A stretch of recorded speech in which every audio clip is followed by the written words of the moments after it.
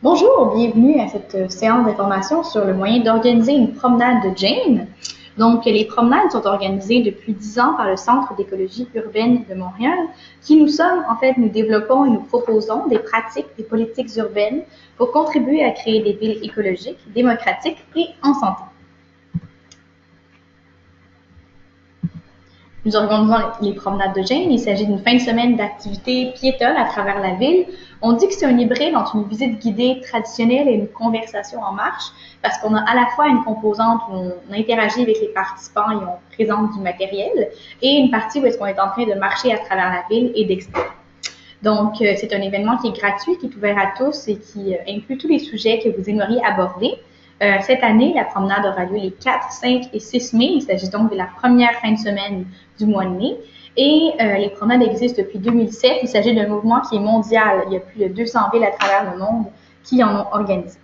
Donc, les personnes, les groupes et les organisations sont invités à se joindre aux promenades de Jane en offrant des visites guidées sur un thème de leur choix et vous pouvez choisir vous-même l'itinéraire, les points intéressants et les histoires à raconter, que ce soit sur un quartier, un parc, la ville de manière générale ou un thème en particulier. Par exemple, ici, nous voyons une promenade qui s'est déroulée sur la rue des Carrières dans Rosemont-la-Petite-Patrie. Donc, on peut voir ici une période d'échange entre les participants. On veut promouvoir les histoires oubliées et inusitées de la ville de Montréal. Donc, la rue des Carrières en est un bon exemple. Les promenades de Jane, c'est en honneur de Jane Jacobs. Qui est-elle? C'est une urbaniste, une activiste américaine et une critique sociale. Elle avait une vision de la ville où elle centrait le citoyen au centre de son information. Elle allait donc chercher l'information du citoyen afin de comprendre comment créer une ville qui soit adaptée à lui. Donc, on veut s'inspirer de son principe afin de réaliser cette fin de semaine où on veut mettre la marche au centre de nos interactions. Vous verrez également que les promenades de Jane peuvent avoir lieu beau temps, mauvais temps, qu'on peut le voir sur cette image. Donc, en 2017, les promenades de Jane ont eu lieu sous la pluie. Il n'y a aucun problème, il faut simplement prévoir en conséquence, donc apporter l'équipement nécessaire et prévenir ses participants de la chose. On choisit d'organiser les promenades de Jane pour 3 objectifs principaux. D'abord, rapprocher les citoyens de leur ville, leur faire rencontrer leurs voisins.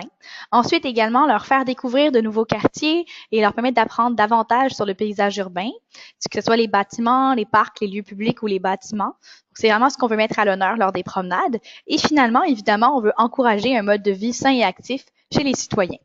Donc, c'est un événement qui est unique, qui a l'avantage de ne rien coûter aux participants ni aux organisateurs et qui encourage l'engagement citoyen puisque tout le monde peut organiser une promenade de Jane. N'ayez crainte, vous en êtes parfaitement capable. On veut focaliser l'attention sur les passions des gens. Donc, on veut que vous organisiez une promenade sur quelque chose qui vous intéresse profondément et afin que vous puissiez communiquer un sentiment d'appartenance à la ville de Montréal.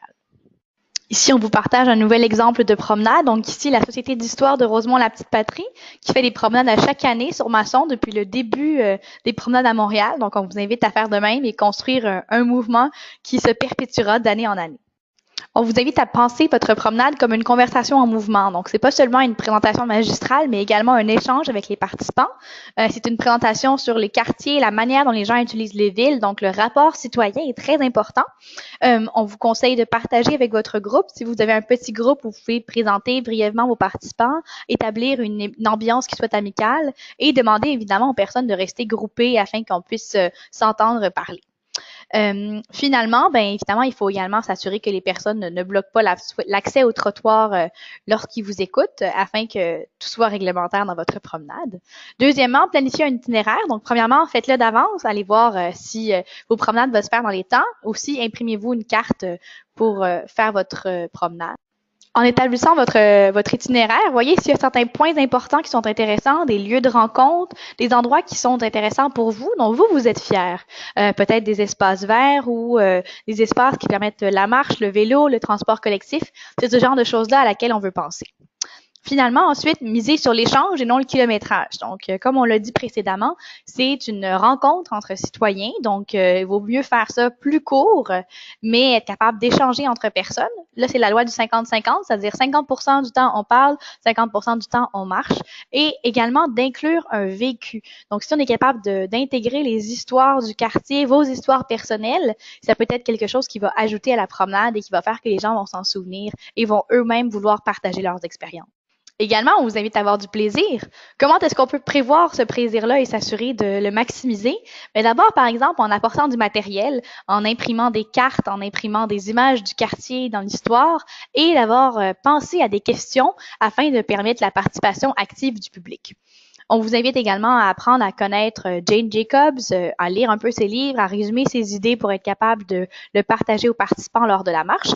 Et finalement, vous devez parler fort, peut-être même utiliser un microphone si vous avez un groupe élevé et choisir des lieux propices pour les échanges. Donc, par exemple, les moments où est-ce que vous voulez échanger avec votre groupe, faites-les dans les lieux qui sont peut-être un peu plus à l'abri du bruit. Maintenant, lorsque vous êtes en train de faire votre marche, assurez-vous de nourrir les réflexions des participants. Donc, les personnes ont vraiment envie d'avoir de nouvelles connaissances. Donc, assurez-vous de bien vous informer avant de faire votre marche et d'avoir peut-être de la documentation à partager. C'est souvent apprécié. La gestion du temps, on vous conseille d'arriver avant le début de la marche et de commencer à l'heure prévue. Même s'il vous manque certains participants, il faut que vous finissiez à l'heure, donc commencez à l'heure prévue. Attention au bruit, trouvez des points d'arrêt qui sont propices au dialogue. Le confort et la sécurité, on vous demande de savoir vous adapter parce qu'il va falloir peut-être être à l'ombre ou trouver un endroit pour s'asseoir quelques minutes pour accommoder les participants. Donc, c'est quelque chose à laquelle vous devrez prévoir. Et finalement, peut-être penser à un endroit où les gens pourront aller aux toilettes si votre trajet est très long.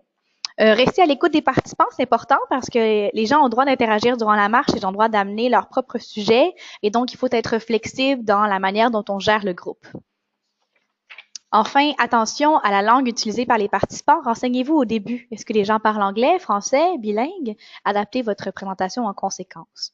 Bien terminé, c'est souvent la chose dont on se souvient le plus, la fin d'une présentation. Donc, trouvez un lieu qui soit propice à l'échange, comme par exemple peut-être un café ou un parc, afin que les gens puissent échanger entre eux et se reposer avant de passer à autre chose dans leur journée. Et finalement, on vous le dit encore une fois, parler de Jane Jacobs, c'était une femme qui était vraiment inspirante et les participants s'attendent à ce que vous en glissiez un mot. Donc, référez un peu à son approche, faites des liens entre sa vision, la marche que vous avez proposée. Vous n'avez pas besoin d'avoir un grand contenu, là, c'est simplement quelques petites phrases.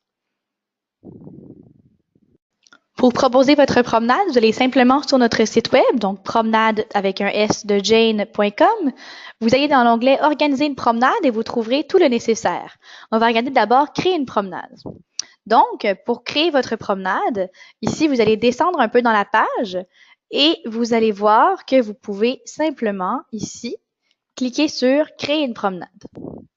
On vous invite à vous inscrire sur le site web en indiquant votre courriel, mot de passe, etc. Ou si vous avez déjà une inscription de fait, vous pouvez simplement vous connecter. Vous aurez alors accès à l'ensemble de vos promenades. Vous voyez qu'ici, on a fait des promenades de test qui s'appellent ABCD et vous pourrez voir les gens qui sont inscrits à votre promenade. Par exemple, ici, je peux cliquer sur « Voir les inscriptions » et voir que Caroline Pierre est inscrite à ma promenade. Je peux voir son courriel afin de la contacter avant d'aller faire ma promenade. Ensuite, je peux changer mon mot de passe dans la section « Mon profil ». Et finalement, je peux aller consulter les outils promotionnels. Les outils qui sont à votre disposition sont un petit à propos qui vous parle en général des promenades de Jane, afin que vous puissiez connaître un peu mieux le concept. Ensuite, vous aurez également accès à plusieurs logos des promenades de Jane, par exemple un logo en couleur en français, comme ceci.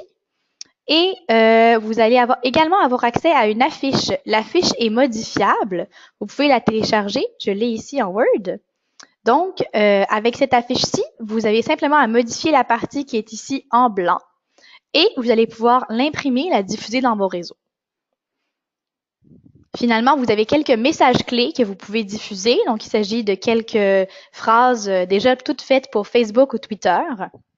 Et le guide « Comment organiser une promenade » qui résume un peu la présentation qu'on a faite aujourd'hui, les principes de promenade de Jane, 6 conseils d'organisation que nous avons vus.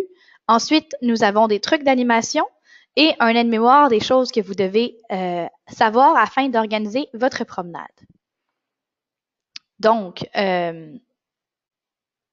si vous revenez dans la section de votre compte, vous pouvez ici cliquer sur Créer une promenade et répondre à quelques questions afin d'avoir toutes les informations nécessaires pour faire votre promenade. Donc, quelques informations sur vous, bien évidemment. Elles ne seront pas partagées aux participants.